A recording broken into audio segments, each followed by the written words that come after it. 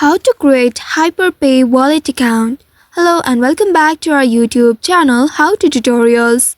In today's video, I'm going to show you how you can create HyperPay account. To do so, first of all, make sure you have downloaded the authentic HyperPay application on your mobile device. If not, you may use Google Play Store or any other app store in order to download the application. Once after downloading the application, open the HyperPay application on your mobile device. Soon after opening the application, you will be taken to this home page. Here you'll need to tap on this arrow at the bottom right. Tap on it until you reach to the last step. In this page, here you will need to choose a wallet that you are going to create, either off-chain or Web3 wallet. I'm selecting Web3 wallet here. Tap on the Start Now button once after selecting the wallet. Now here you will need to agree to the terms and conditions of HyperPay. Tap on this Agree button and here now you will be able to see Create Wallet option. Tap on Create Wallet. And at the bottom again, here you will need to choose the type of wallet. Tap on Create Identity Wallet. Now here you will need to set a 6-digit password for your account. Once after entering it, again you will need to re-enter it in order to verify.